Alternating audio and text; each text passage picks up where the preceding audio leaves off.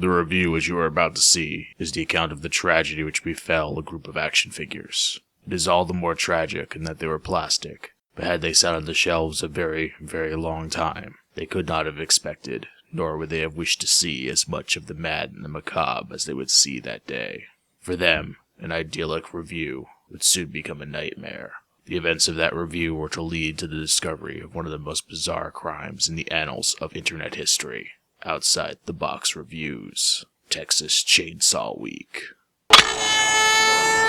Today on Outside the Box Reviews, we are taking a look at the McFarlane Movie Maniacs Wave 1 Leatherface figure from the original Texas Chain Saw Massacre. And as I've done on a few other Outside the Box reviews previously, this is a true Outside the Box review. Outside of the chainsaw here in his hand, I have no accessories for this Leatherface. I got this guy at a toy show. I'll talk briefly about the things that he would have come with if you actually got him new in package or with all of his crap, but unfortunately for this review, we are going to be lacking those parts. It also should be mentioned that this is a variant of the figure. This is the bloody variant. McFarlane was very fond of doing that. I think especially with the first wave or two of their Movie Maniacs line, they would have normal versions, they'd have bloody versions. I think they even had ultra bloody versions sometimes. And this guy is definitely caked in the red stuff. It is a figure I'm very interested in taking a look at because this version of Leatherface, the original Leatherface, may be one of the most depicted horror icons in plastic ever. As far as the modern era of horror merchandise goes, I think this is the first, but Mezco would later do their own take on it, NECA would do their own take on it, and we are on the verge of yet another NECA release of this character. So let's see what McFarlane brought to the table all those years ago. And while I don't have the actual standee, Leatherface would have come with a standee like this. All the McFarlane Movie Maniacs did, and I thought, since I have the Psycho one, why not pick another one from a killer based on Ed Gein and just roll with it. But in here, we basically have the movie poster. Then we just have a bunch of bones around the outside, the Movie Maniacs logo there at the bottom. Tons of skulls all over the place. This is the first release of the stand. McFarlane would later go on and make these skinnier and more just nothing to them. But these original pieces, I think, are the absolute best. Very chunky display pieces. Unfortunately, I don't have room for these on my shelf. It's just really hard to find shelf space to justify including this because you could fit a whole extra figure in the space this thing takes up. Leatherface also came with his hammer, a bucket, I believe a severed arm, and a severed head. All very important things when you're a cannibalistic killer. I definitely would have liked to have those in my collection because they're great for doing diorama displays and things like that. But alas, I don't. The accessory I do have is Leatherface's chainsaw here. And McFarlane didn't do the best job of recreating this in a authentic likeness.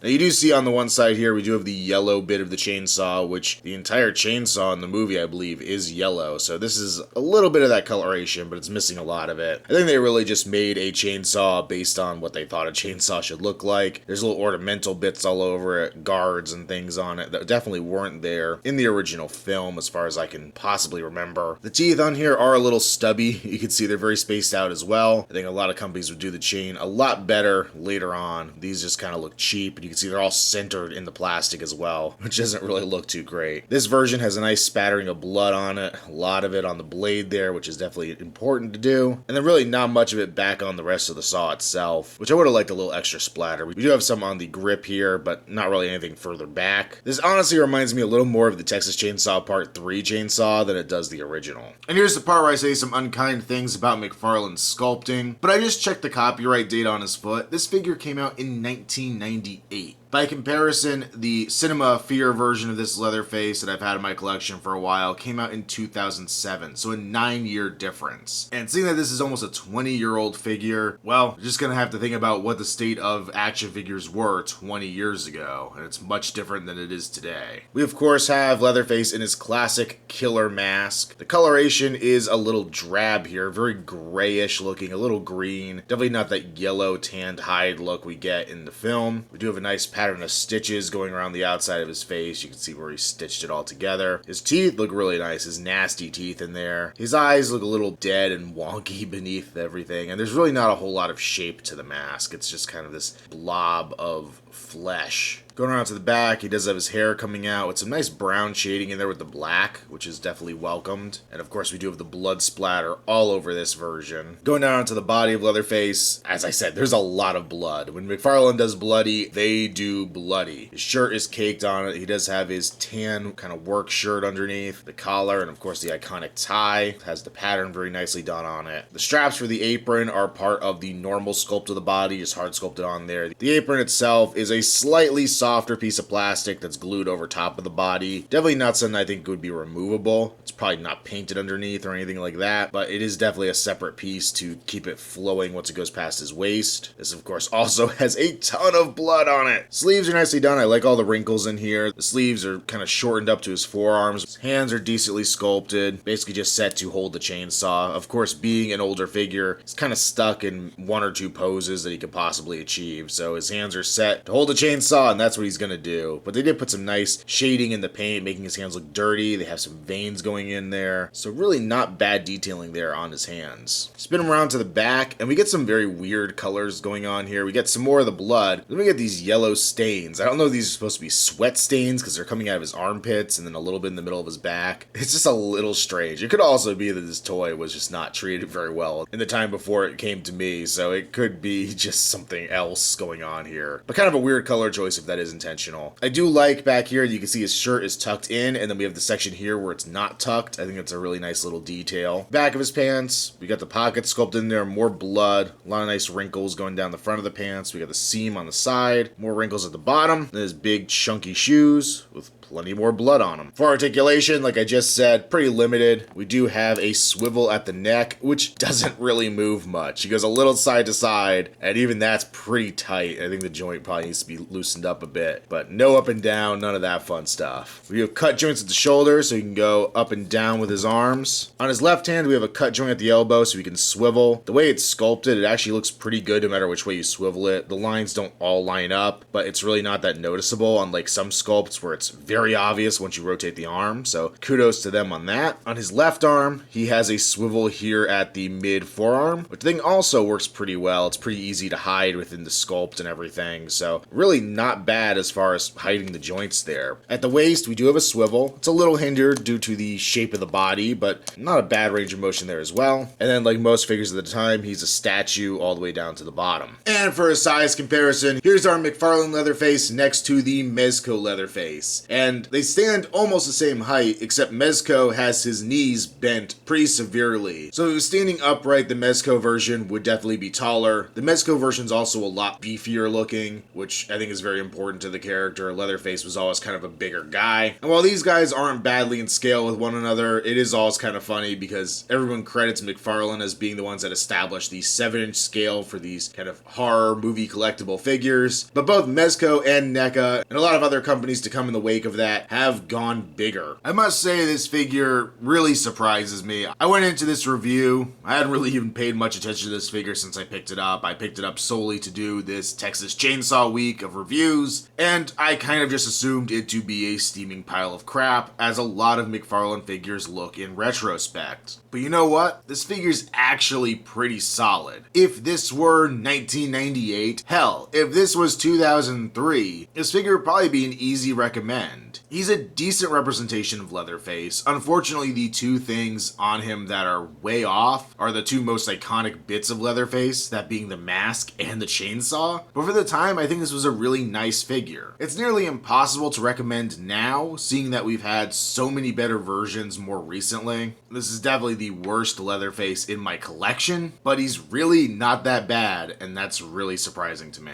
So I'm going to give him a slight not recommend, really just by the fact that there's no real reason to pick this one up unless you're collecting the history of Leatherface figures as opposed to just wanting a good Leatherface representation. And that's probably the most praise I've ever given a not recommend ever. Make sure you follow me on Instagram, username Outside the Box Reviews. Also check me out on Facebook, link below. And until next time, this has been another Outside the Box Reviews, and Texas Chainsaw Week continues next.